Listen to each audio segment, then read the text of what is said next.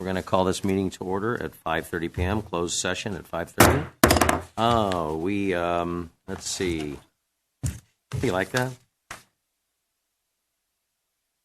As per the city's rules of decorum, all speakers and members of the audience are to conduct themselves with decorum and not engage in willful conduct, which interrupts the meeting with any orderly conduct of the meeting. We have a closed session agenda, Mr. Domer. Oh, you need Okay. It didn't say anything. Councilmember Crosby. Here. Councilmember Cashafagita. Here. Councilmember Johnson. Present. Mayor Pro Tem Lau. Here. Mayor Hepburn. Not sure. Here. And Mr. Mayor, members of council, the closed session agenda tonight is pursuant to Government Code Section 54956.9 AD1, Hankey versus City of Laverne. It's a worker comp case, WCAB case numbers ADJ 10559088. Conference with legal counsel, existing litigation pursuant to California Government Code Section 54956.9 D1. Two cases. California Pistol and Rifle Association et al. Versus Los Angeles County Sheriff's Department et al. Versus Los Angeles County Superior Court. Case number 2:23-CV-10169-SPG-ADS. Second case, City of Whittier et al. Versus Los Angeles Superior Court et al. Los Angeles Superior Court. Case number 23-STCP-03579. We're going to go ahead and open up public comment. Is there anybody wishing to have a public comment on this item? Aaron B? With that, we're going to go ahead and we're going to go to closed session, and we will start our meeting back up at 6:30 p.m. at our normal regular time. Thank you.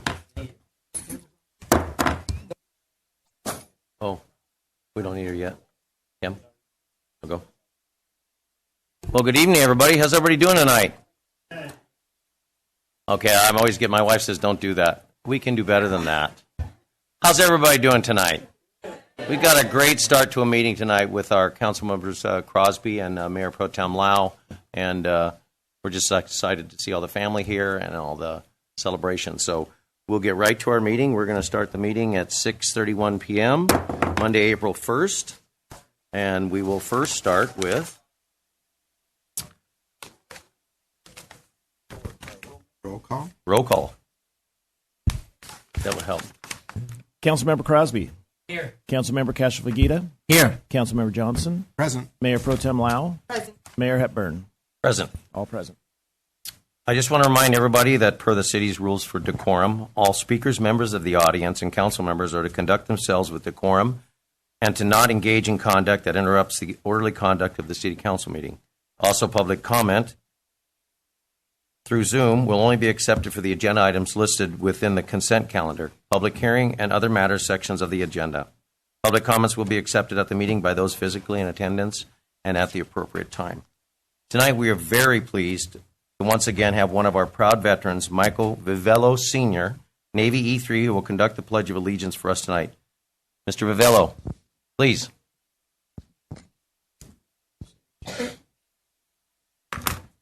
Stand over here.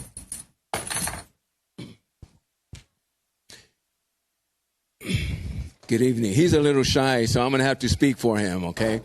Okay, I would like to have all active military, veterans, law enforcement, first responders render a hand salute. All others place your right hand over your heart. Right, let's begin. I pledge allegiance to the flag of the United States of America and to the republic for which it stands, one nation, under God, indivisible, with liberty and justice for all. We could have Mr. Vivello just hold tight for a second. Hold on 1 second, sailor. Hold on 1 second. No, we're not shy. Well, sir, my name's Cashafagita Cash. I'm still in the Army Reserve, and I'm honored to be in your presence here. So you're a Vietnam veteran? Yes, sir. God bless you, sir. God bless you. I'm sure you have an amazing story to share with all of us. I don't talk. That's understandable. But we wanted to thank you And we appreciate you, and we're thankful that you're here with us today.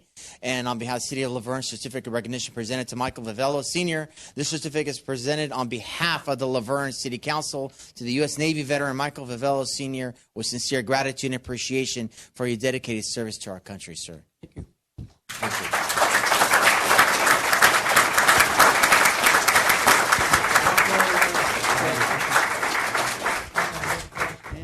Wherever you want, Taylor. Right, wherever you want. Okay, here.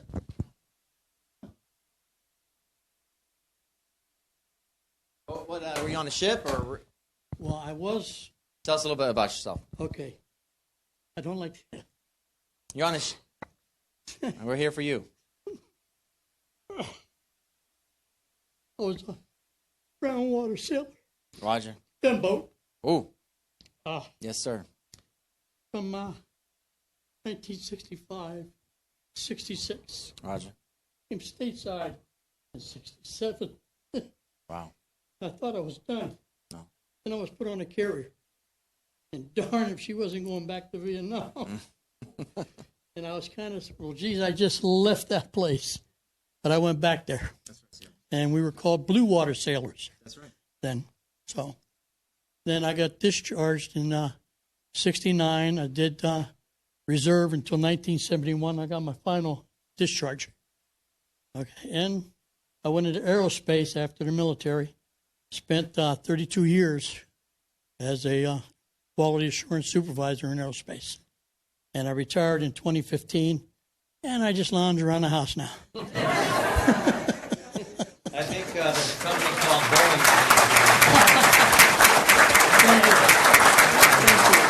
Thank you, Taylor, for your time.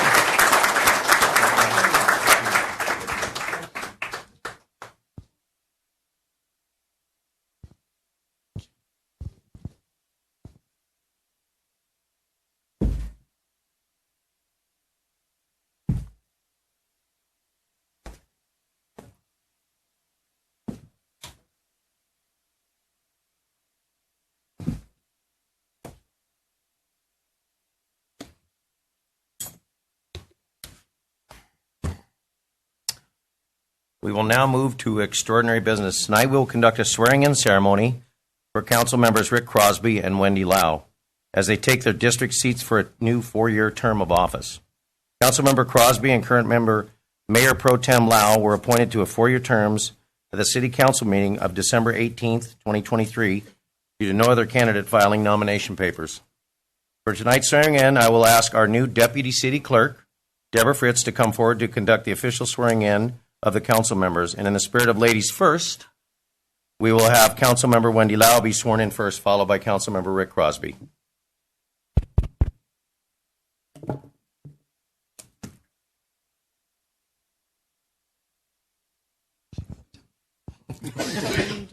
Hand on some. Raise your right hand and repeat after me.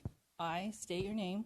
I, Wendy Lau, Do solemnly swear or affirm do solemnly swear or affirm or affirm that I will support and defend the Constitution that I will support and defend the Constitution of the United States and the Constitution of the State of California of the United States and the Constitution of the State of California against all enemies, foreign and domestic, against all enemies, foreign and domestic, that I will bear true faith and allegiance that I will bear true faith and allegiance to the Constitution of the United States to the Constitution of the United States and the Constitution of the State of California, and the Constitution of the State of California, that I take this obligation freely that I take this obligation freely without any mental reservation without any mental reservation or purpose of evasion, or purpose of evasion, and that I will well and faithfully discharge the duties upon which I am about to and that I will well and faithfully discharge the duties upon which I'm about to enter.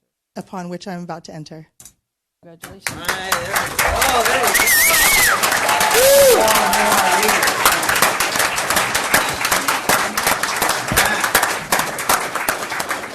Make it Speed. official.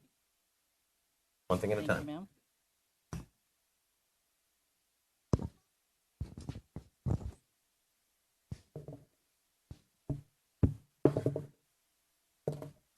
Righty. Repeat after me. I state your name. I, Rick Crosby, Do solemnly swear or affirm do solemnly swear or affirm that I will support and defend the Constitution that I will support and defend and defend the Constitution of the United States of the United States and the Constitution and the Constitution of the State of California of the State of California against all enemies, against all enemies, foreign and domestic, foreign and domestic. that I will bear true faith I will bear true faith and allegiance and allegiance to the Constitution to the Constitution of the United States of the United and States the Constitution and the Constitution of the State of California, of the State of California. that I take this obligation freely And I take this obligation freely without any mental reservation without any mental reservation or purpose of evasion, or purpose of evasion, and that I will well and faithfully and that I will well and faithfully discharge the duties discharge the duties upon which I'm about to enter. about which I am about to enter. Go, congratulations.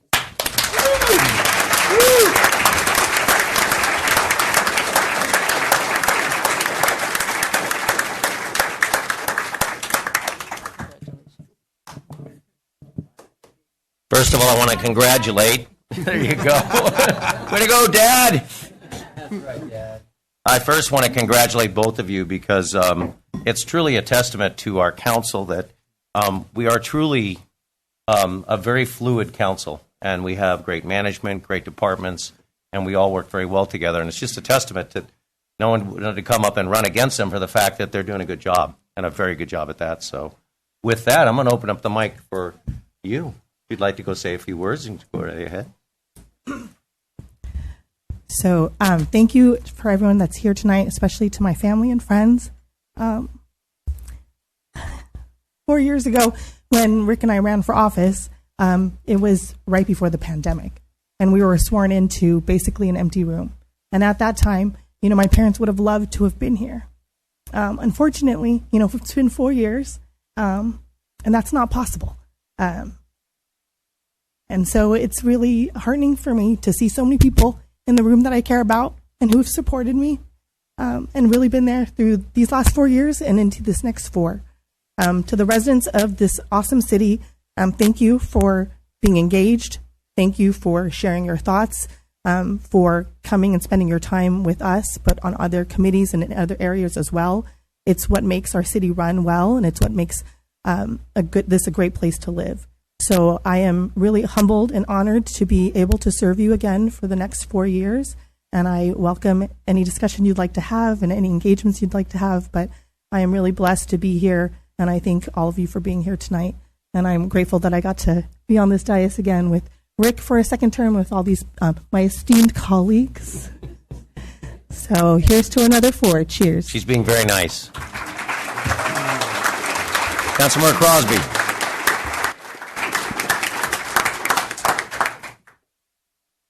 I just want to thank the residents of Laverne and showing faith in me 4 years ago, and then again approving me and making sure that believing what I've done. I could not do this though without my family. I first want to thank my wife, Marcy, for allowing me and spending the time here for the city. I really appreciate that. My 2 daughters. One is out of state right now, but my other daughter, Michaela, that really gives me the heart and soul of what I do every day. So thank you so much.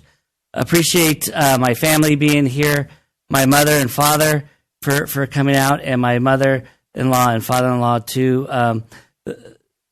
Great family support system. And then the residents that came out today, really appreciate the support. Those that wanted to sign my nomination papers and really sit down with me and tell me not always the positive things, but the things I should be doing and listening to their point of view, and really appreciate that. And to the city council, we don't always agree, but what we do is we are professional with each other.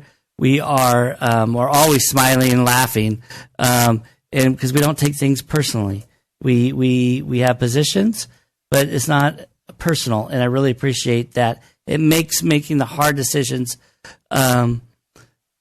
better and makes those decisions that we have to do that we're representing the people in our city.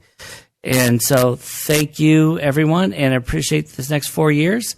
And I think we got a lot of good things to be doing. And I love the pins that everybody's wearing. I brought some autism pins today. If you didn't get one, I'll get some more and get more for you too. It's Autism Month this month as well, and really appreciate all of our residents that have special needs, and we need to look out for them as well. So thank you. Thank you, Rick. And I'm sorry, just bear with me for 2 seconds. I just wanted to recognize my sister is here with my 2 nephews sitting there. Thank you. And I have 4 of my 6 God kids here, so thanks, God kids.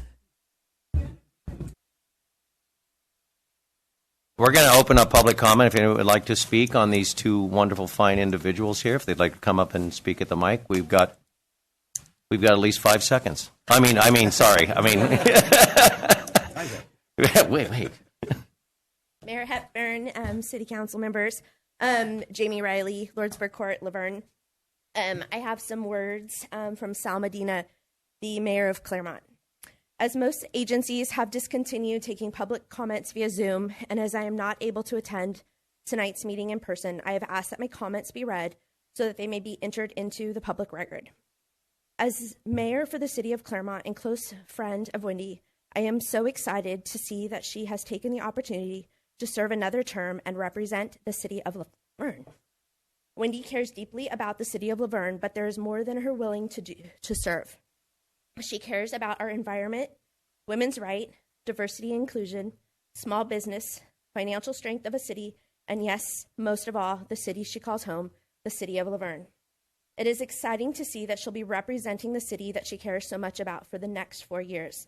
As a longtime friend and now colleague of Wendy's, I'm especially honored to see her serve her community for another term. Her love for her community stretches beyond the city limits. She is both caring and decisive when it comes to matters that stretch beyond her political sphere. She is not afraid to make the difficult decision needed in this political climate and has shown her willingness to do so with her actions over the last 4 years. It is exciting to see that Laverne has stayed steadfast in its selection of the next 2 council members, and I am excited to see what the future holds for the city. Congratulations to you both, Mayor Pro Tem Wendy Lau and Council Member Rick Crosby, as well as to the city of Laverne. I wish you great courage and success in all that may come your way over the next 4 years. Sincerely, Sal Medina, Mayor of Claremont and Friends.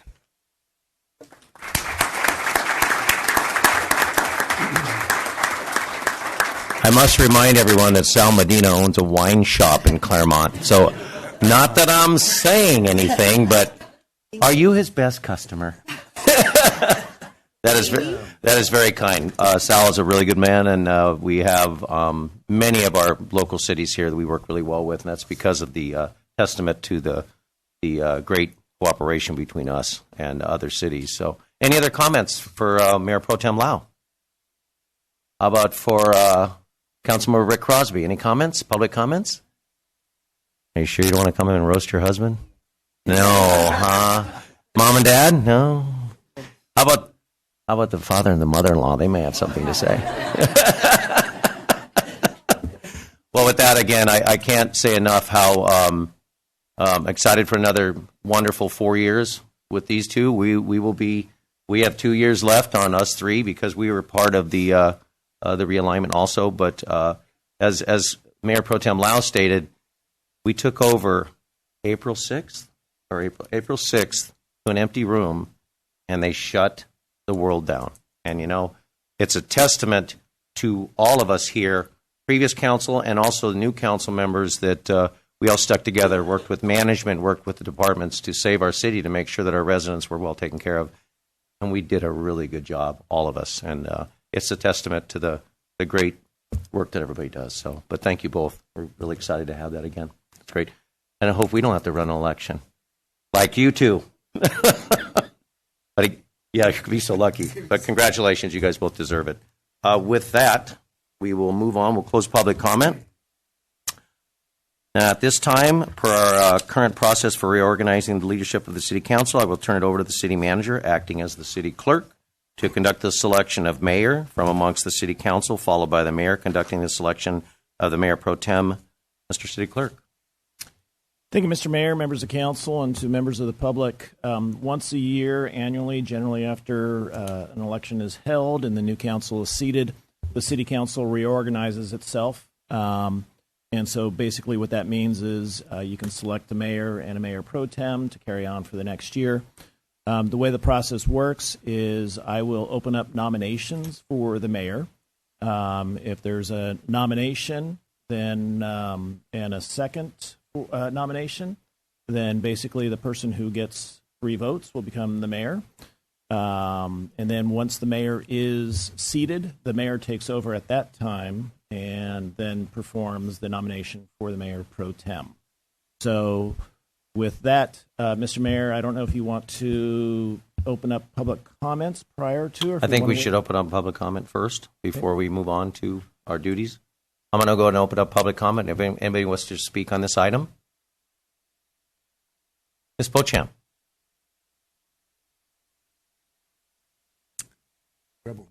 I know. What did I do? Good evening, Mayor, Mayor Pro Tem, and Council. I would like to say that Mayor Hepburn has done an exemplary job considering what he just spoke about during the years of COVID and all of the things that have affected our city. Camp Lafferbaugh Page, 740 Project, smash and grabs, defunding police, whatever. The city has done an excellent job. And as much as I get along with Mayor Hepburn, I know it's time to pass the torch, and I would like to ask the council that they would nominate Steve Johnson for mayor. Thank you. Thank you, Ms. Beauchamp. Anyone else wish to speak on this item? We'll go ahead and close public comment. We'll bring it up to the dais. I'd like to go ahead and start the nomination, if I may. I'd like to nominate our great mayor, Tim Hepburn, for another amazing year. I couldn't have done it without you being here. You're not only a good friend, an amazing leader, and just somebody that I could always count on constantly for guidance and support, and I appreciate you. And I'd love to see you go for another year. So I nominate Mayor Tim Hepburn for another year. Anybody want a second? I'll second. Are there any other nominations for mayor? Hearing none, I will close the nominations. We'll take a roll call vote. Councilmember Crosby. Yes. Councilmember Kashifagita. Yes. Councilmember Johnson. Yes. Mayor Pro Tem Lau. Yes. Mayor Hepburn. Yes. Thank you. Thank you very much. We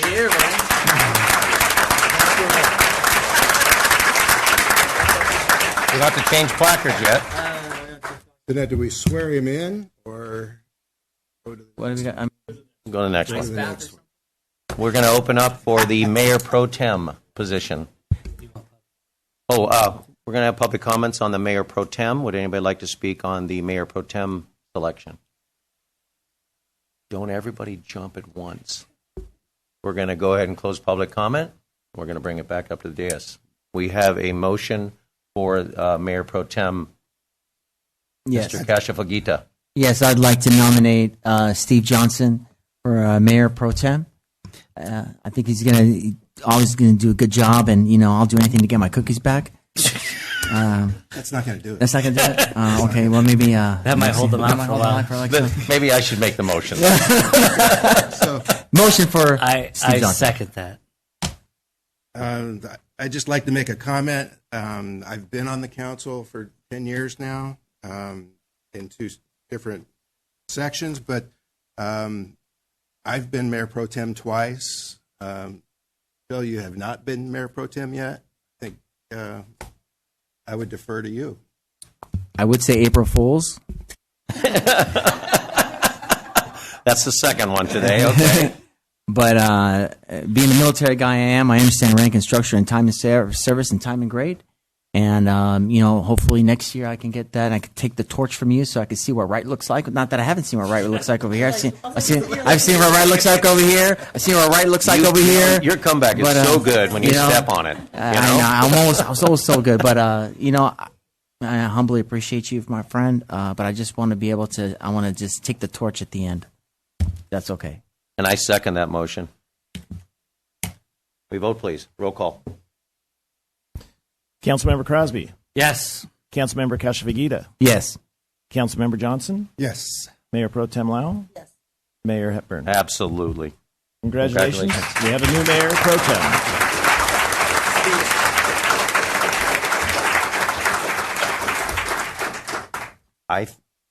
You're trying to What's vote, that? Steve? You don't need to. Am I? We're going to take a little recess right now for a couple minutes, and everybody can join. And if you want to take pictures, I think it's important. You have family here. You've got family here. Let's take some pictures, and we'll recess, and we'll come back in and do our next presentation. And we also have some goodies right over here if people... There's goodies right over here. Little mini bunts. Mini bunts. Ooh, snacks. Say less. Somebody put Gary in the corner. Give me a minute. We're going to go ahead and start the meeting back up at 7:05 p.m. Mr. Domer, tonight we have a presentation from the Fire Department on the Fire Explorers Program. Mr. Domer, please call for the staff member who will be presenting. I'd like to bring up Fire Chief Chris Nigg. Good evening, everybody. How are you? It's an Good. exciting time How are tonight. you? Explorers, come on up here. You guys are the main attraction here. Let's have you guys gather up front.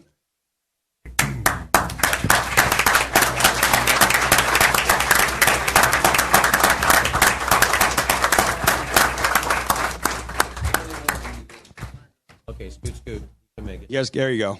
Everybody just kind of fit, stack in front of each other. Let me get out of the way here.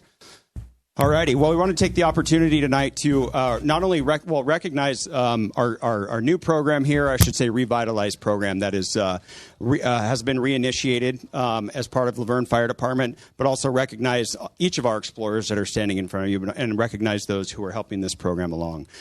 So prior to COVID, there was an Explorer program, and unfortunately, due to some challenges that the department faced, and then of course COVID, the Explorer program went away. This is the revitalization of our Explorer program, which is near and dear to my heart. My career started as an Explorer at 13 years old. So I've been wearing a uniform and doing exactly this. I remember standing in this exact outfit and everything, with big aspirations to be a full-time firefighter one day.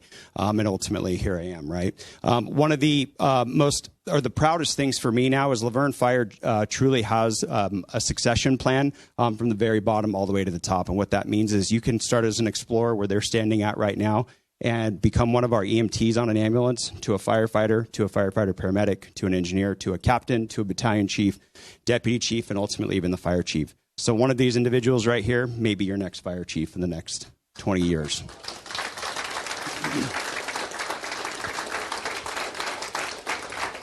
So my message to you guys is don't give up, because it is worth it in the long run. Next, I'd like to recognize those members of our department who are seeing this program through and getting it up to this point to where it is now. So here today to represent the Explorers, we have firefighter Kenny Villasenor, we have engineer Mike Bentz, we have engineer Connor Nobbs, and firefighter, hopefully soon to be firefighter paramedic Bryce Coatney as well. And without their efforts, there's no way that you would see this effort here right now. So I'm going to hand the mic. Go ahead. Definitely worthy of applause. So I'm going to hand the mic over to firefighter Kenny Villasenor to introduce each one of our explorers and also speak to the program a little bit more intimately about what they're doing right now, where they're at in their travels, what that's going to lead to, and what that helps get them to in their lives. Good evening. I'm Kenneth Villasenor. I am one of the post advisors for Post 761. Very excited to have this post up and running again. It was something that sparked my interest because I was an explorer. I was just like Chief Nig, started from this position, and I'm happy to be a part of this program. So I'm the one representing today, but like Chief said, there's a variety of us. We all come from different places, so we have something to mentor for the youth. Give back to where we started. So our goal is to train them, teach them about professionalism, teach them about the fundamentals of the fire service, guide them in the right direction, educate them, and then eventually, as we increase our knowledge on the fire service, get them on our rigs. So our goal is to get them on our rigs, going on ride-alongs, committing their time, spend their time in the community at all variety of events, showing the connection that the fire service is not just about firefighting, but the professionalism that we put out in the fire service. So at this point, I just did you want to say something? Okay. Our union representative wanted to say something. Real brief. Yeah, real brief. My name's Andy Glaze. I'm the Laverne Firefighters Association president. And I wanted to say that probably the question we get the most from our association page is like the Explorer program. Everybody wants to know about it. The community is super engaged and involved, and everyone wants their kids in it. So it's really great that we brought it back. Also, from our association perspective, we are attempting to form a scholarship right now so that kids that are in the Explorer post will be able to go to a fire academy, and we'll help pay for it. So that's something really exciting for them and for us and for the future of the department. So at this point, I'm just going to hand the microphone down, and each Explorer will introduce themselves to the city of Laverne. Hello, I'm Explorer Sammy Aguilar. Hello, I'm Fire Explorer Derek Taylor. Hello, I'm Explorer Aaron Cachifalguito. Hello, I'm Fire Explorer Zion Sells. Fire Explorer Matthew Geller. I'm Fire Explorer Guillermo Cayetano Delgado. Fire Explorer Anthony Castaneda. Fire Explorer AJ Fanganil. Hello, I'm Fire Explorer Alex Zort. I am Fire Explorer Paula Casas. Good evening, I am Fire Explorer Omar Quecho. Hello, I'm Fire Explorer Elijah Limon.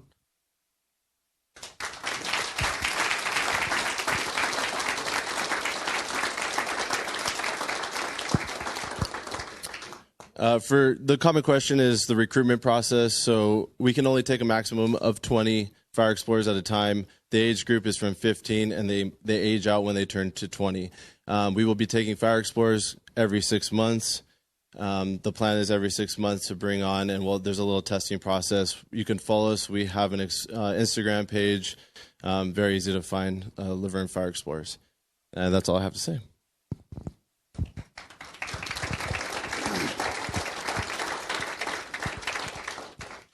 And with that, I'd like to thank Mayor and City Council and Laverne residents tuned in right now for giving us the opportunity to not only introduce the Explorer program in its reinitiation, but then also for all of our Explorers here to introduce themselves. We're very, very proud of this program. It affords a very real firsthand look and experience into what it is that we deal with out there in the streets and the fire service every single day, and ultimately affords them the opportunity to determine if this is what they want to do with the rest of their lives. Very, very professional group of men and women. We're very, very excited to have you, so thank you guys.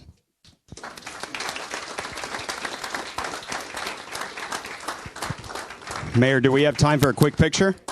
Quick picture? Group photo?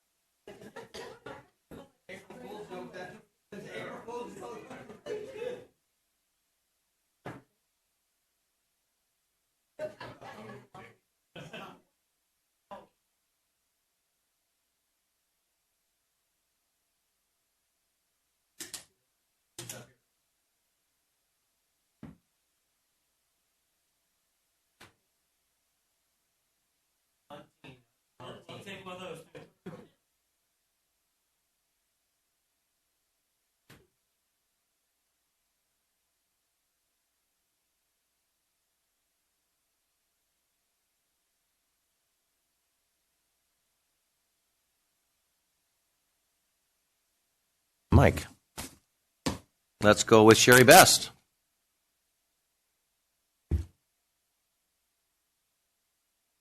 Oh, I think she talked. Yeah, she talked. I'm Sherry Best, president of the Laverne Historical Society. And of course, we are off to the races again with our next activity. On the 17th of May, we are going to be visiting the mission San Gabriel. And many of you learned a lot about the mission system when you were going through the schools. If you went to school in California, and so did I, and went to visit many missions, but never visited the San Gabriel mission, which was right in my backyard. I grew up in Whittier, and yet I saw all the missions except that one. So here's our chance to visit the San Gabriel mission. The date for this event is Friday, the 17th of May, and the cost is $20, which helps to defer your registration to get into the mission, and also as a small fundraiser for the Historical Society. I have flyers, and the bus, courtesy of Supervisor Catherine Barger, will pick us up at 9 o'clock in the morning and bring us back at 1:30 in the afternoon. So no need to carpool.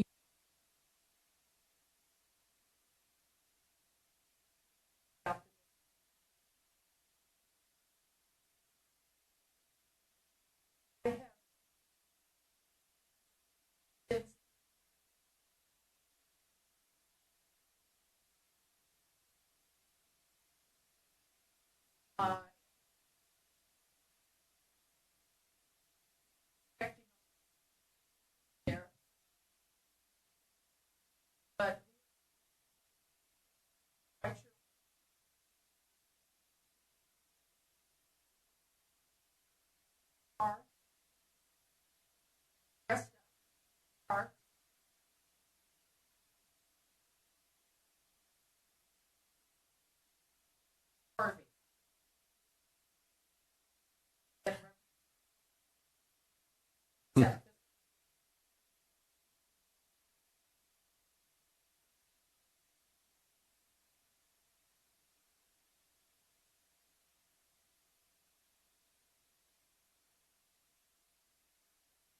What about this weekend?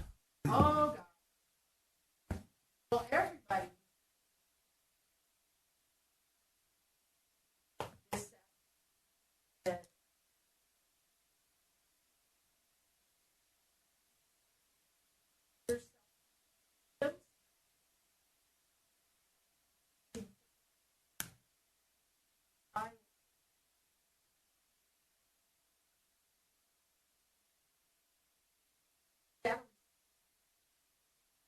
Yeah, there's a TV and computer recycling.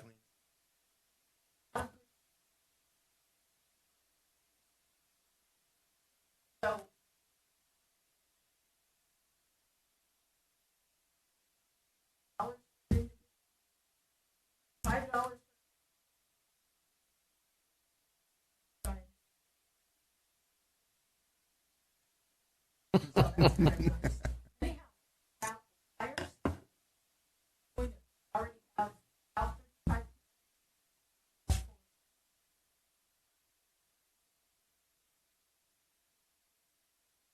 Thank you, Sherry.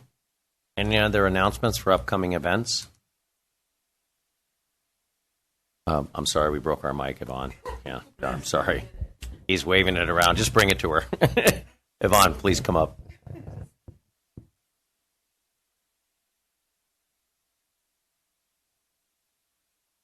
Hello. Hello. Yvonne Gallegos, Vice Chair of CASI. I just wanted to say that tomorrow night at the Citrus Room at Hillcrest, we'll be having a CASI meeting at 5 p.m. And so everyone is welcome to join. And we'll, again, still continue our talks of upcoming events, our potential of becoming a 501c3, how that's going. I think also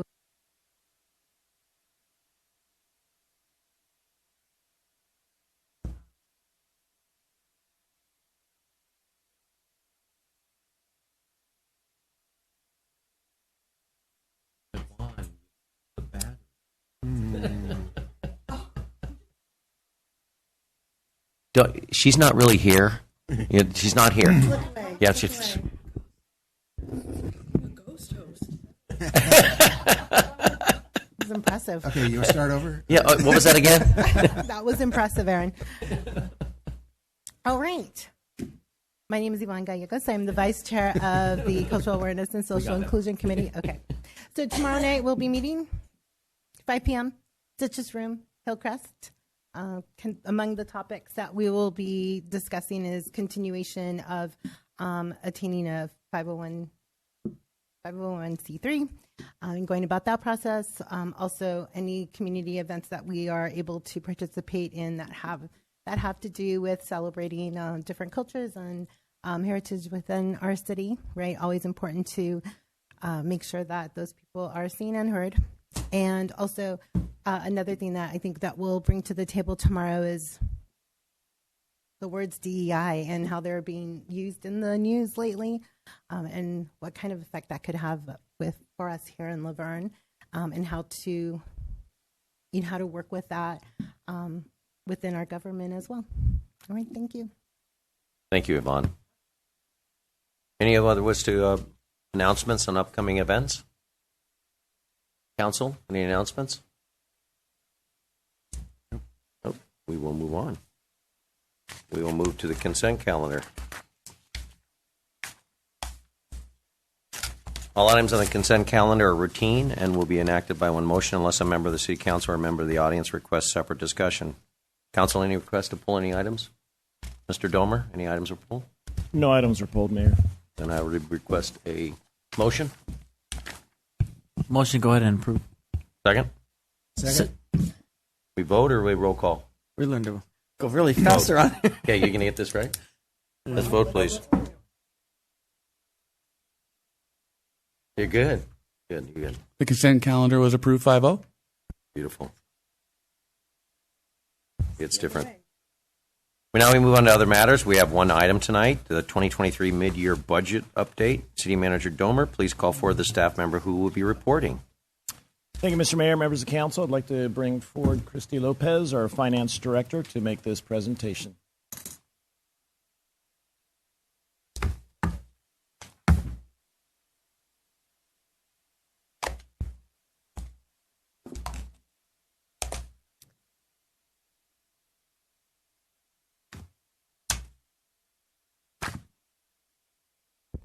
Good evening. Honorable Mayor, esteemed members of the City Council and City staff. I'm here today to present the mid-year financial update report for the 23-24 fiscal year, but we'll first go over where the city's general fund balance began with a breakdown of the fund balance on July 1, 2023. I will then discuss the changes that have occurred between the adoption of the budget and December 31st. We're looking at mid-year. And then before moving into some of the details for the recommended changes, which is being presented for you for your approval this evening. So first, Here's a outline of what I just discussed. And then now I'm going to go into the different fund balance types that we have. So the fiscal year started with a $17.8 million reserve balance for the general fund, which is the main focus of our discussion tonight, since that is the fund that the council has the most. You can spend it generally on whatever you guys choose to spend it on. It doesn't have the same kind of restrictions as, say, a gas tax fund. So the fiscal year started with $17.8 million in reserves, which was an increase over the prior year of $700,000. Reserves are classified into various sections by the Government Accounting Standards Board, or GASB, as they are known in the world of government finance. Those classifications are listed on the right of this PowerPoint slide. There's a lot of detail in there, but I'm going to give you a basic overview of some of the larger fund balance areas that we have. So the city does have 3 large classifications, with the largest being committed, which are the sources that are restricted at the direction of council. The main source of that is the emergency contingency, which is the 15% that council has decided to set aside for future needs, emergency reserves. Additionally, there is a working capital reserve that is set aside for 5%, and those are based on the expenditures of the prior or the future fiscal year. So these balances are based on the 23-24 budget. We look at the expenditures and set aside 15% and 5%. The next largest balance is within the restricted category. Those are restricted based on legal or contractual restrictions. The largest share of this is is $4.3 million that was created to fund future unfunded liabilities within the pension trust, and that was set aside from the sources that were received from selling the Amherst property. The final section is the assigned area, which are resources that are for a specific use but have no legal restrictions. The largest share is the $3.5 million that is assigned for other benefit obligations, which is the value of the compensated absences, which are the accruals at the end of each fiscal year for sick and vacation for each employee in the general fund. And so those are set aside to make sure that in the event, we don't want that to happen, but if everybody decided that they were going to leave, we could pay them out. So before I move on to the next slide, are there any questions?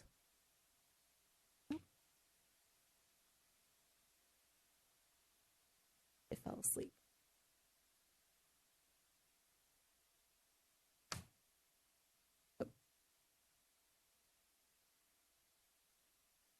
Sorry, there we go. So moving on to the changes that have occurred between the adoption and December. So we have the adopted budget on that first line. You can see we had a beginning fund balance of $17.8 million starting in July 1. And then with the adoption of the budget, which was approved on June 19th, we have the resources and appropriations that were estimated at that time using the economic information that we had. Then we have the changes that have occurred from July 1 through December, which include the prior year encumbrances, which are items that were promised to be paid. So we issue purchase orders, encumbrances throughout the prior fiscal year. If at the end of June 30th, those have not been paid, we will roll those over into the next fiscal year because we do have an obligation to pay for those. And so that was $465,000 that did roll over from the prior year.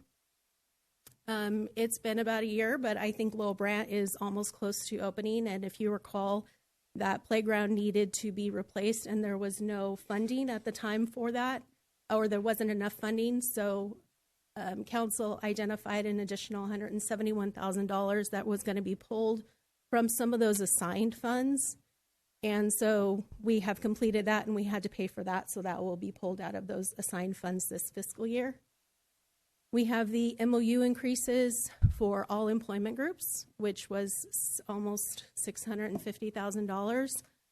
In addition, we do have a revenue coming in as Measure LV covers all increases to maintain the level of funds that the employees are, so that we can retain our employees. Additionally, finance got us an additional $15,000 for the work that we do for HIDA, so acting as fiduciary services. So we added some there. And then today, if the mid-year adjustments are approved, you'll see that we have resources and appropriations that are identified, which would bring us to an ending fund balance of $17.4 million estimated. So before I move on, are there any questions?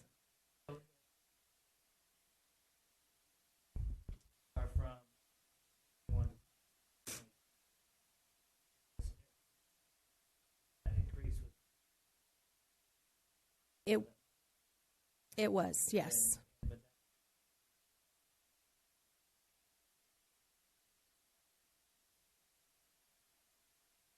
I'm sorry. Unfunded liability. That for the liabilities that we have there, so it's earmarked for that set aside.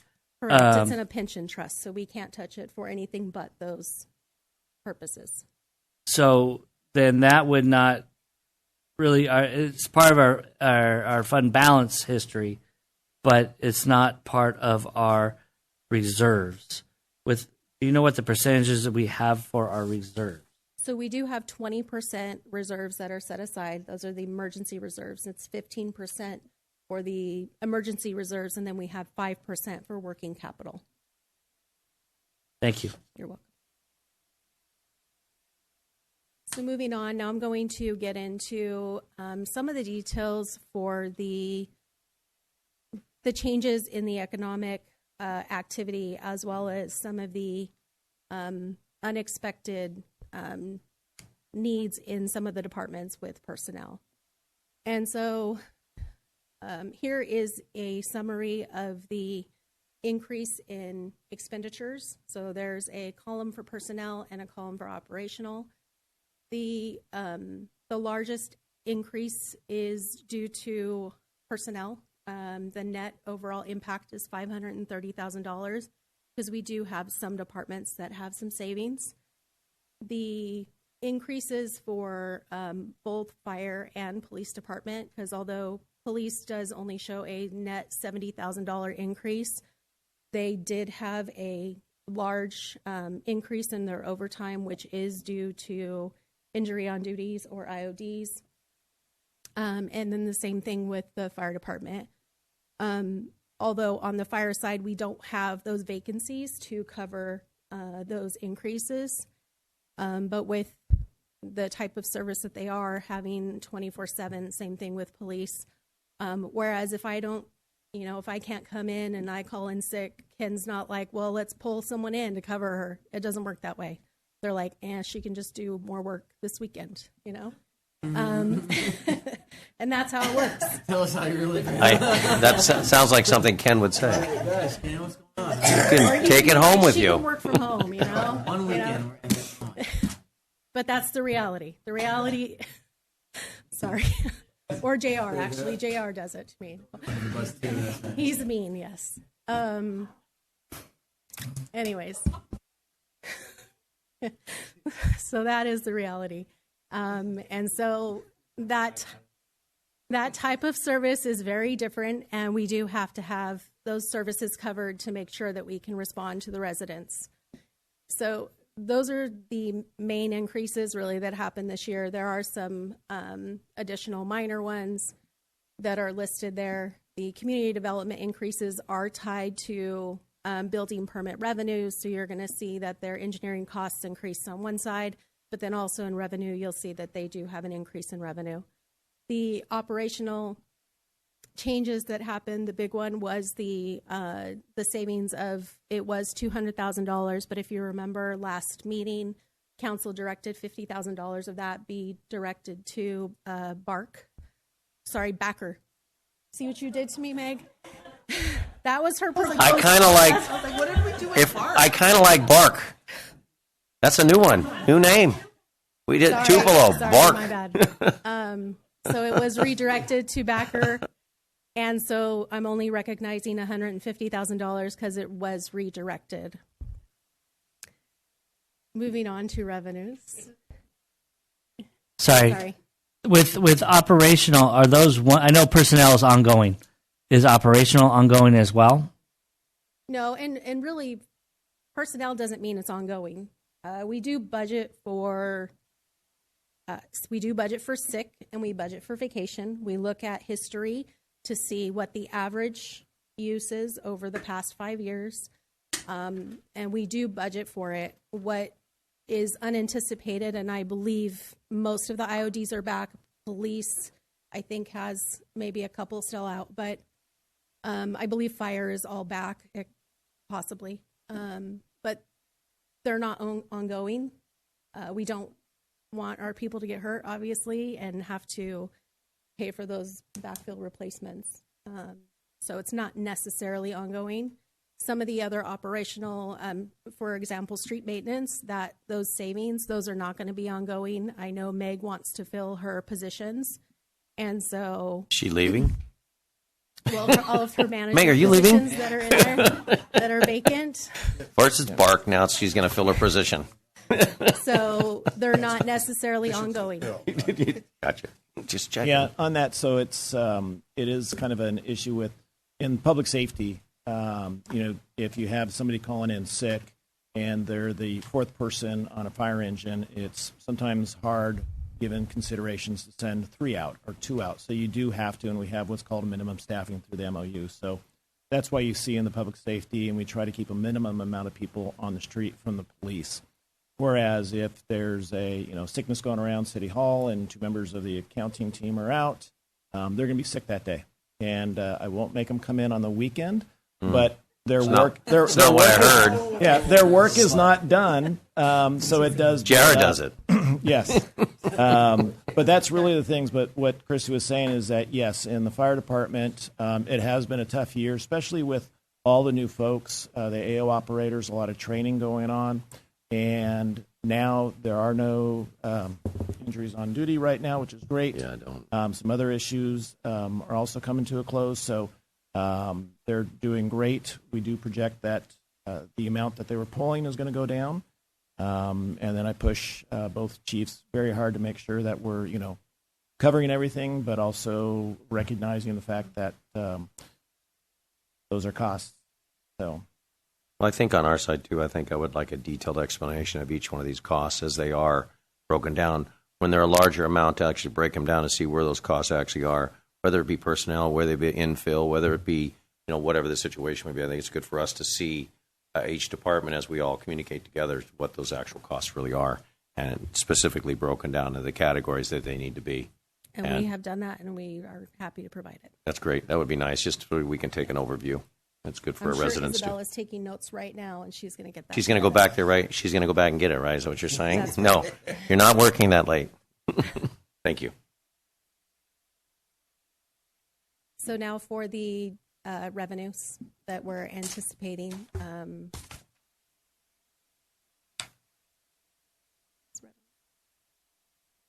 went backwards. Sorry, I can't see the header, so it's making me. So General fund estimates? In charges for services thank you, but then now I can't see thank you. In charges for Just cut it right off. services, we are anticipating that there's going to be a drop of $67,000. The large portion of that, I believe, is related to our fire revenue. The fines, it was very minor, so I'm not going to talk about that one. The intergovernmental $84,000, part of that is related to, actually the majority of that is related to a motor vehicle in lieu fee that we initially budgeted in with taxes, and that's why taxes is going down. So it's really just a reclassification that we discovered during our annual audit that we needed to move that, and so we've changed where that is going to be recorded. licenses and permits, we're seeing that there's going to be a $120,000 increase. That is related to community development. As discussed, the building permit revenue has increased, which is why those expenses increased on the other side. The taxes is that motor vehicle in lieu. The largest share, though, is that I do want to discuss a little bit is the transfers. And I discussed it in my report more in detail and length. But the transfers are being recommended to come from 3 different sources. One of those sources is the Community Facilities District 90-1, which is the San Polo district area.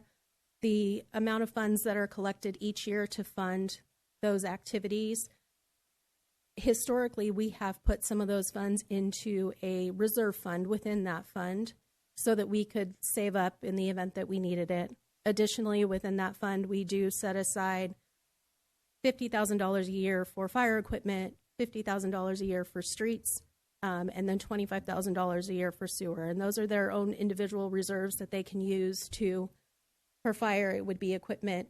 And then for streets, it would be any street repair within that area, and then sewer, any sewer repair within that area. And so additionally, we have another reserve area, which we have set aside, and that has roughly about $390,000, if I remember correctly, from my report. And so we are recommending to take that number, $186,000, I believe, from that number, or from that amount to cover some of those additional expenses that we did not anticipate. Additionally, we're looking to increase the transfers from both the Laverne Mobile Country Club and the Valley Rancho. So the city of Laverne owns both of those parks, and those are an asset to the city. We do own them, and we can use those funds for the benefit of the entire city. And so we are looking to increase both of those transfers to cover these additional expenses. And then the last one is use of money and property. Those are just categories that we have to put them into for reporting, but really the main or the only source of that is the increase in the interest activity. And so as most people know, the market has done really well, and the city council gave direction to change our strategy back in October, and that has benefited the city very well. And so we're looking to increase our interest by $114,000, or it's a little bit less than that. There's some other money in there, for a total of $610,000, which will offset that difference. And just, that number is exact. And what we did is for that 90-1 transfer, we just took the difference of what we needed as a plug number. So that's how we came up with that number. I just want to say that personally, I appreciate that. I know we hounded for many years with previous administration regarding our funds that we had and the amount that we weren't making on it. Although the obviously the tide changed with the higher interest rates, so I really appreciate that, because that's one of those things that you don't count on, and it's just a perk. Also, by using the different funds that we have and our different assets that we have in the different categories, and I've also had asked City Manager Ken Domer, and probably yourselves also, to have a study session for everyone in the audience and ourselves on our funds and how they work and how they interact with each other, because it's extremely important as we're doing this right now. And the only reason we're doing this now is because every department in the city is working together. Our city manager is working with you, every single department, along with council, to bring this forward to see how this city actually functions and how financially it functions. So this is extremely good. And we have never done it as detailed as this now. And also the reports we get from every different department we have, it helps us understand, also our residents, to share that information, how this functions and how these taxes in this department and this fund and how they all work together. And sometimes we will have a deficit as far as certain things, because we have our own public works, police and fire, and things like that that do have an issue with employees, or have an issue with equipment, or whatever the situation may be. But I just had to say that because we are so much further ahead now with information and transparency to our residents and also to our council, that we actually really have a handle on how these things are working. And it makes it better for all of us to understand how it's going. So thank you. Continue. Okay, so overall, the adjustments necessitate a total increase of $610,588 in revenue and expenditures within the general fund. Additionally, there is an increase in appropriations for expenditures within within the CFD 90-1 and the community fund, as well as an increase in non-general fund interest earnings. That CFD 90-1, and there is a listing attached to the agenda report which details all of the individual line items. There's quite a few. And so you can see the details as well as the reasoning behind them. And so some of those, we do have some fire equipment that's being requested, and so that's what's in there. Additionally, we are looking to increase the non-general fund interest earnings, because when we receive those funds, we do look at all of the fund balances. Legally, we have to, of all of our funds, and we have a pooled cash. That's where everything gets allocated originally, and then every quarter we look at how much each fund has on average, and then we distribute the interest earnings. So in conclusion, these adjustments are essential for maintaining financial stability and ensuring effective allocation of resources to meet the needs of our community. I urge you to approve the proposed resolution to implement these adjustments, and I am available to address any questions or concerns you may have. Thank you, Christy. Any questions from council before we go to public comment? We're going to go ahead and thank you, Christy. We'll probably call you back up. I'm going to open up public comment on this item. Danita. Thank you, Christy. You're welcome.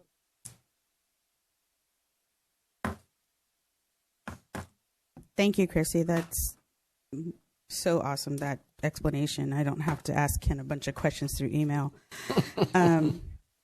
However, I am concerned. I mean, it's great that you guys are meeting the fiscal needs of the city with the revenue that's being generated.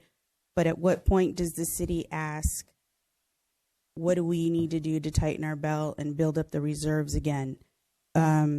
According to the California Policy Center, which is financial data, statistical data collected for all the cities of state of California and school districts, as well as the state themselves, out of the 482 cities in Southern California, Laverne ranks 364th. According to the last census, we're approximately 33,201. So with that said, we all know the Measure LV money is not going to last forever. It's going to come out to approximately $936 per person in the city. That's not just property owner, that's per person. Every man, woman, and child in the city would owe $936, and that would just bring the city back to zero. That does not provide reserves. So I know Christy has so much on her plate, and I don't dare ask this of her personally, but as a council, what is the city doing, maybe outsourcing it or something, to find ways to tighten the belt, build the reserves, so that that tax burden is not on the majority of the residents, especially since they are of the elderly, mature age. Many of them are no longer working, and they are on a fixed income, and that is a large concern of mine. The other thing that concerns me as well is for the school district side of it, 974 school districts in California. Bonita Unified ranks 679th. And we have excellent schools with both academics and athletics, but I don't think these numbers are satisfactory. I don't think people are aware of where this city really is in a financial speaking. So I think those are things that the city needs to consider as well when making these decisions financially. Thank you. Thank you, Danita. Anyone else wish to speak on this item? We'll close public comment and bring it back up to the dais. Christy, did you want to answer a few of those? I'm sure you have some answers to that. So that report comes out every year. I did do a pretty lengthy memo to council when that came out, and the year before when it came out. And I explained to them that because we are a full service city, it is going to be very difficult because what happens is they compare the city of Laverne to a city like San Dimas that has they're considered a contract city. They're not considered a full service city. And so it's really difficult to compete when their unfunded liability is not what the city's unfunded liability is when we have public safety. And that's just the reality. I'm not saying that I wouldn't like us to be in a better position, but I think our unfunded liability just puts us, and having the pension obligation bond, it puts us into a position where we just don't have as much money as a city like San Dimas or Diamond Bar. A lot of times, too, they're comparing all the cities, but they're not comparing us to a city that maybe only has one public safety service, and Ken can elaborate, but depending on how, the fire district was established and if it's being taken from the tax revenues or the property tax revenues or not, it really just changes the way that a city pays their bills. And that's reality. So I don't know if you want to elaborate on that. It's frustrating. Well, it is. Actually, I believe it's a report done by John Morlock, who's the former treasurer for Orange County and was the county board of supervisor and then was a state senator. John and I are friends. We go back a long time, talk a lot of fiscal issues and all that stuff. It is a very technical look at per capita issues and assets and a lot of things that you find in the annual comprehensive financial report. But it is tough, as Chrissy is saying, being a full-service city in today's environment and going forward. But I can tell you that in the last 2 years, the shift in how we do budgeting is going to be a great improvement, both in the transparency, but also what we're seeing this year. So Christy and her staff are doing a wonderful job. Her staff are all liaisons to the different departments. The departments themselves, as opposed to 2 years or more ago on our budgeting, now are getting into their line items and their programs and understanding what's going on. So when there may be some pushback from us about something, they're coming back with changes that they're developing. It's no longer, a single person or a department here at City Hall saying you have X amount to deal with, and those folks not knowing, it's just money and spending. People now have a buy-in to what, their budget is and what it means. It's an ongoing transition, and I think what you're going to see with this budget process is more information brought up. When you have a mid-year where you're making changes, it's often because, we are budgeting and trying to be as exact as possible. So, we're not saying, it's $645,000, Christie's giving you and $588, so I've been in a city where there's plenty of money and you don't really have mid-years like this because there's so much fluff and ability to kind of move things around. So we are tight. We totally recognize that. Staff is now recognizing that. We've had some very good discussions with all the association boards and with the unrepresented employees about Measure LV, the unfunded actuarial liability, and other items.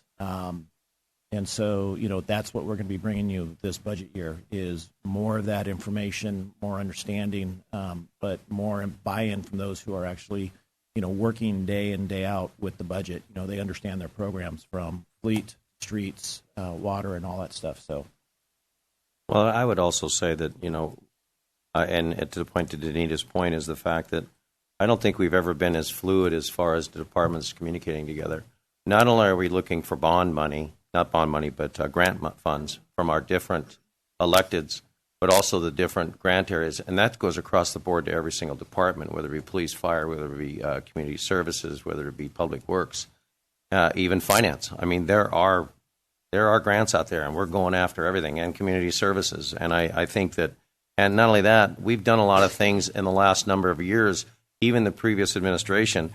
The one big one that just the resounding success is the pension obligation bond.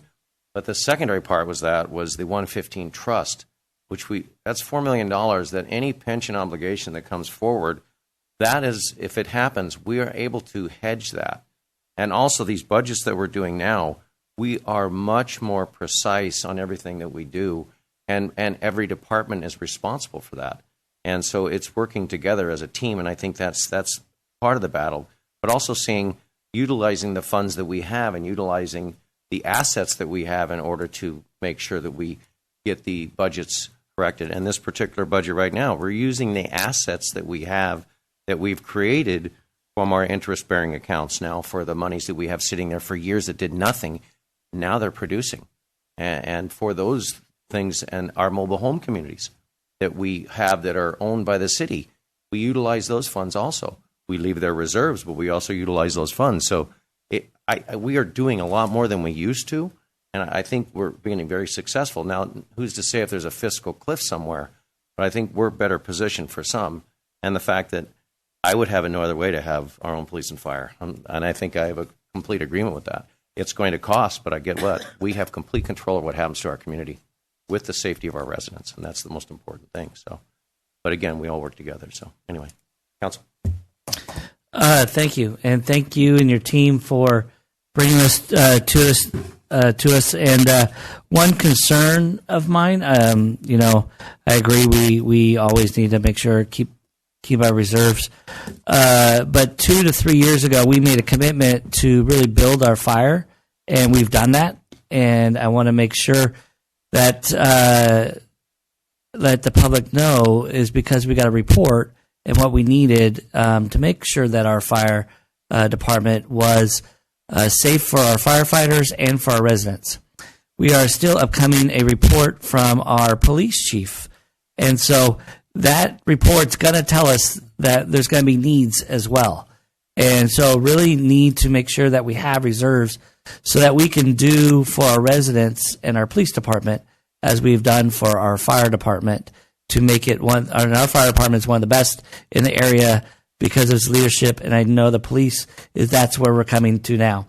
And I talked to Chief Gonzalez about that report's going to be coming out soon to us, and that it does have some expenses to it. And so concerns of making sure that we have those reserves and revenue so that we can make sure that we have the premier police department for our residents too. And having our own police and fire is what the residents loudly told us. And because when we can control them, I do never want to be a city that's a contract city where we don't control how our services are met. And our residents demand that we have great services for them. And so we just got to make sure that our belts are tightened and that we can make sure that our first responders have the tools that they need. Thank you, Councilmember Crosby. Michelle Vagita. Well, thank you, Mayor. And a special shout out to our public works folks who have came time and time again on top of my greatest love is law enforcement. Obviously, I've done that for my entire profession and fire department, which I greatly love, and the fact that we have those. We also have our own public works, and please don't forget all the floods that's out there. And we've had incidents with trees falling down, roads issues. Our public works came out there and was able to clean it up, and that's ours. Am I voting? Yeah, you are. I don't know. I gotta but lose we're not weight. ready yet. I gotta lose weight or something. Continue. My belly used to keep hitting. Save your. I'm trying. It's that last date I had. I was on a good one too. Thanks, Mayor. No, but thanks again. Thanks for Public Works special shout out. Please continue to do an amazing job of keep our streets safe and clean. And the graffiti incident that we had, Public Work was out there. I can guarantee you, contract cities or anywhere else, you'd still be waiting, and it'll be 6 months later for them to go ahead and remove it. Probably come out of our own pocket to go ahead personally to paint over that. But so thank you for our police department showing amazing leadership, steadfast, and our fire department that's been there keeping us safe. I know they've responded to several incidents in the last year that I know of regarding residential fires, and whether it was a garage. And now I'm just starting to see some of those homes. I go back and check with those families, and they're starting the rebuilding process. So thanks again for all that, and amazing work that you guys did. Thank finance for giving back $15,000. I paid attention to that one. I got you that. Yeah, you think I paid attention? Boy, I sure did. So thank you for all that, and Laverne strong. Thank you. Thank you, Cash. Councilmember Lau. So first of all, thank you, Christy, and your team for everything that you've been doing, and for keeping us apprised as things have been going along. And I apologize for this voice because I know you're looking at me like, what is happening? No. So I'm dying. It's fine. No, sorry. But I think the questions that have been raised by the community and the points made by Mayor Hepburn about the transparency of it and the department heads working together has really been a turning point with Ken and everybody else, because I think before there wasn't that level of transparency where people could understand, like, there are so many pockets of money and the ways in which we can and can't transfer certain things. And so I think it's important for people to note that I think under the new leadership and under what all the heads are doing, they are looking for better ways of tightening our belts, but also looking for ways to find additional funding. So I want people to be cognizant of that everybody is working really hard to make it happen. And it's not easy because it is a lot of times balancing a lot of equally important things, whether it's personnel versus services, versus maintenance versus whatever. And so it's a constant balancing act. So I do want to say thank you to all of the department heads and for our city manager for working together on this. And I would echo what Mayor Hepburn had asked about a study session, because I do think it's important for the residents to understand as well. It's not so much, my little checkbook is, and I say checkbook because I still have one, but, that's easy enough to balance, right? But not when you have multiple accounts and multiple ways in which you're allowed to spend money or take in money. So I think that would be beneficial for everybody. But I do want to thank everybody for your hard work in making this really coalesce and come together. So keep those updates coming. Don't worry, we're reading them. Thank you, Councilmember Lau. Councilmember Johnson, turn on your mic. We, as a council, we appreciate everything that your department is doing. And with all of the departments, providing the financial information that we need to make decisions. And Ken, I thank you as well. You're doing an excellent job at all of this, and we appreciate everything that you're doing. Thank you, Councilmember Johnson. Yes, go ahead. Mayor Pro Tem. Oh, that's right. Thank you, Mayor Pro Tem Johnson. There is no I in team. Definitely. So I really appreciate that, and I can see it. I can feel the vibe through City Hall as soon as Ken came on and all the departments started to communicate and kind of let the guard down a little bit and everybody talk. And I'm sure you scream and yell at each other. I'm sure there's some little emails that go around, but at the end of the day, we're all in the same boat. We're all here to make a successful journey for every single department. And I feel it. I mean, you can go to any department now and have a chat and know what's going on, and there's no secrets. Secrets are just ridiculous. So, but again, I commend you for your staff and all the other departments for putting this together and able to get it to where it's a level that we can adjust and as we move forward. I know it's going to get even better, and hopefully our system and our state does okay, and we just keep moving ahead quietly, knock on wood. So with that, I'd like a motion. Second? Second. Anything else you want to say? He said he wanted Vote, a motion. please. Right? I'll second. There you go. Thank you, Christy. Thank you. Thank you, everybody. I think that carried. Did it? Yeah. Good. That item was approved 5-0. Beautiful. Thank you, everyone. Now we move on to public comments and oral communications. This is a time set aside for anyone wishing to address the City Council on items not listed on the agenda, but within the subject matter jurisdiction of the City Council. I want to remind everyone that the Brown Act prohibits the City Council from engaging in discussion on any item not appearing on the posted agenda. However, your concerns may be referred to staff or placed for discussion at a later date. There is a 3-minute time limit, maybe. At this time, we're wishing to make comments, and our president here at the chamber can come up to the podium. Gary.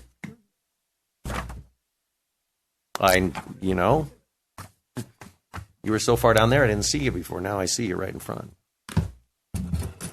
Two things. The freeway needs to be trimmed again wherever she's at.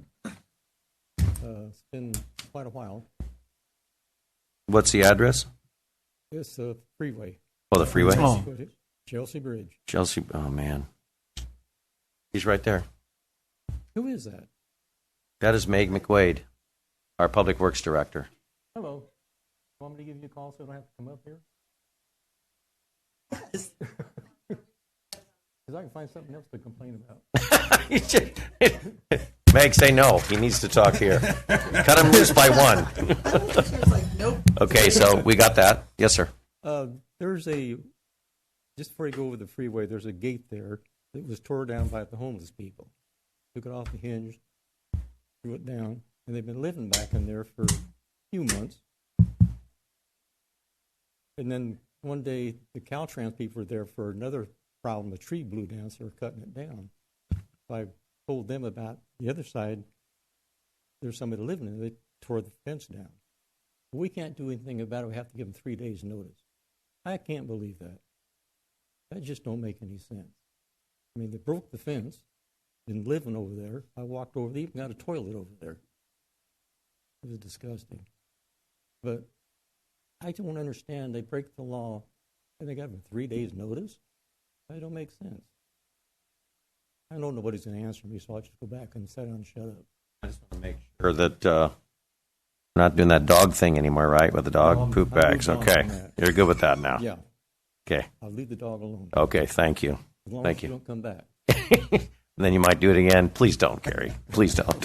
Thank you. We'll refer that to staff. Yeah. Thank you. Mr. Mayor, if I can. Gary, you have my email address, so anything like that comes up, just email me, and then we'll work with our LEAP team, which is PD and our community services, homeless, and mental health issues to address any of that situation. So a lot of times we don't see if, especially, somebody will find a out of place way or something like that, but you see it.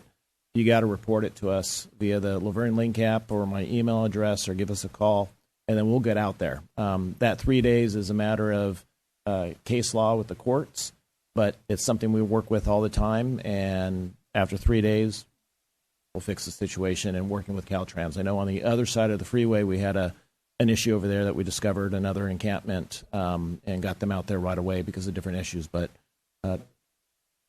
yeah, so, and the culvert. So, but yeah, let us know. Thank you, Gary. Anyone else? Danita. Thank you, Gary.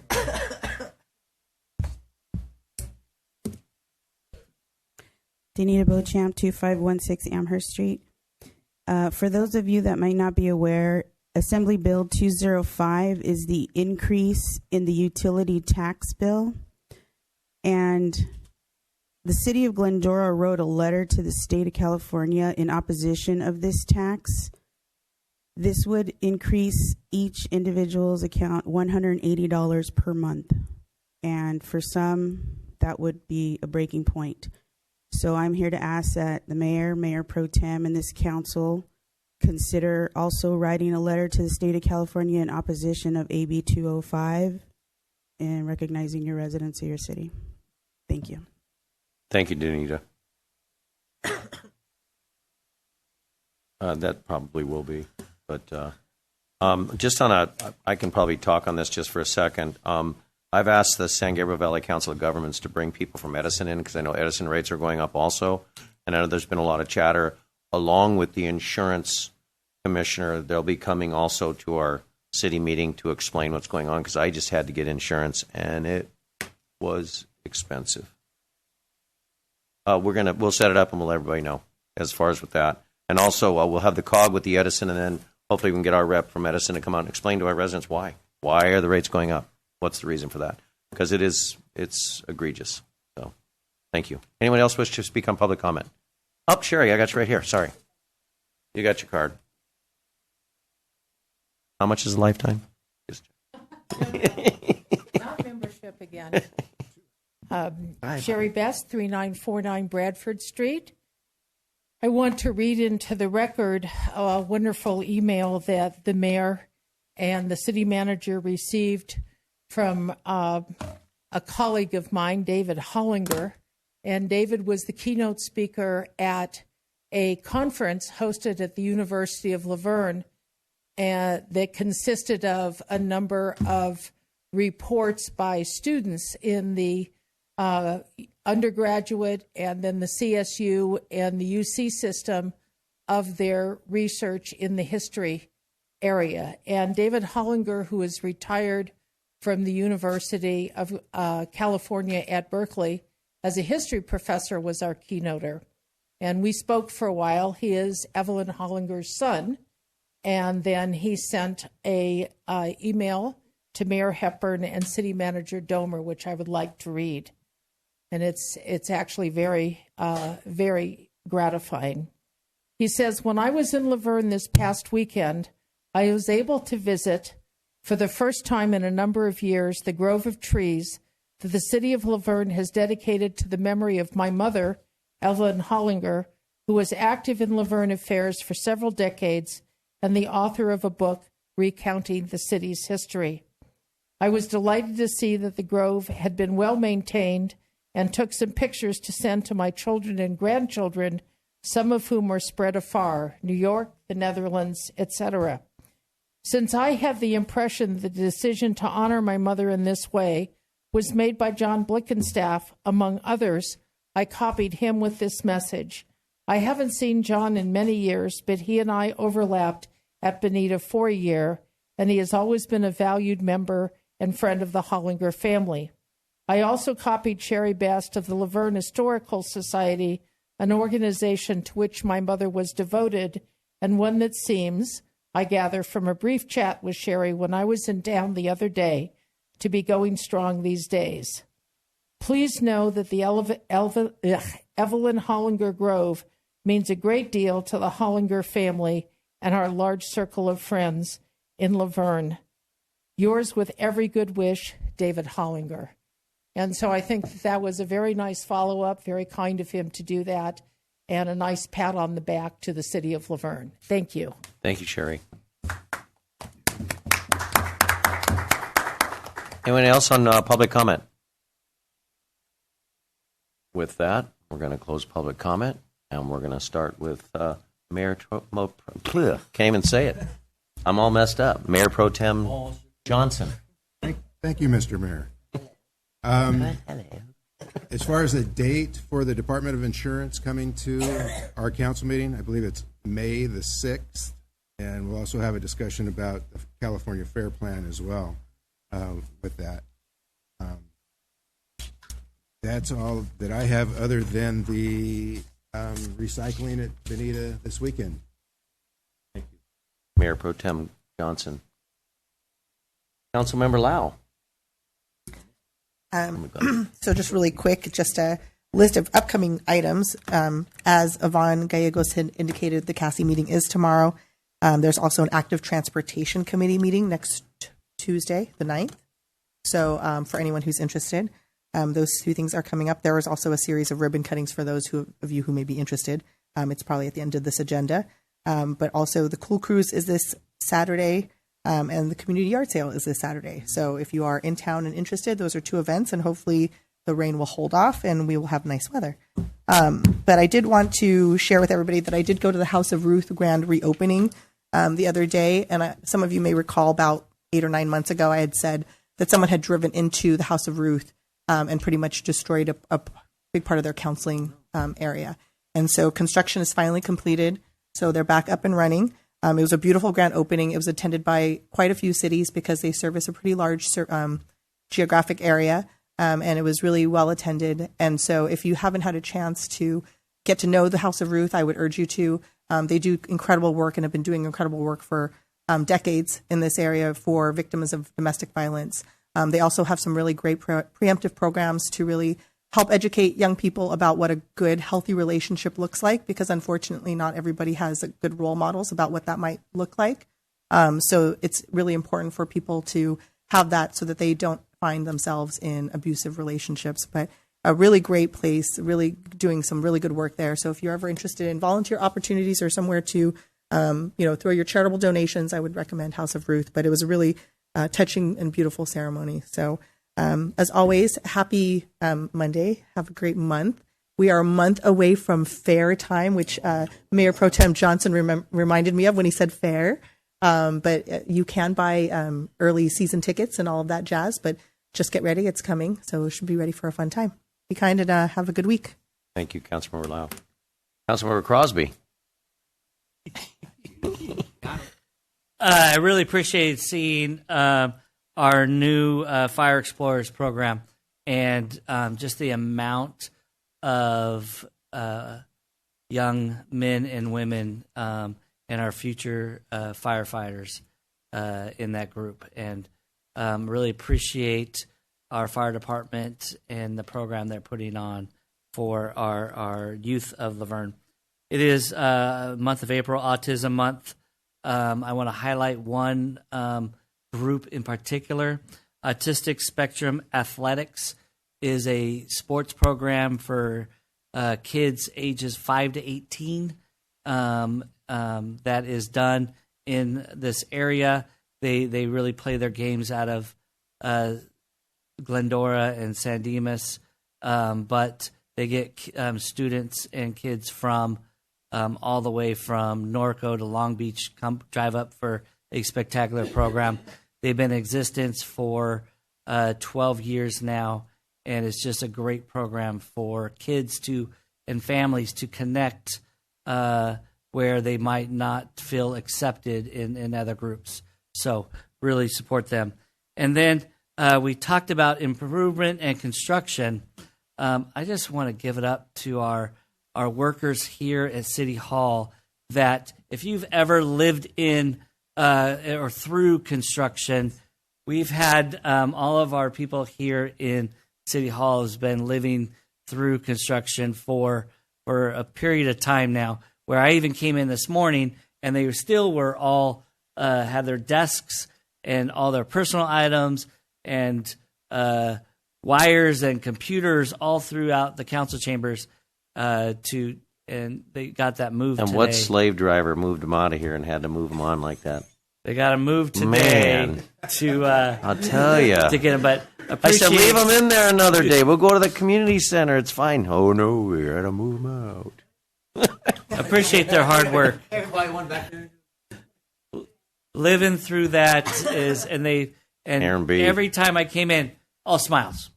It was all, nope, we'll do what we need to do, and where we're placed, we're going to do it, the work. So really appreciate the city workers and what they've done through the construction. So, and that is it. Cool cruise this Saturday, weather permitting.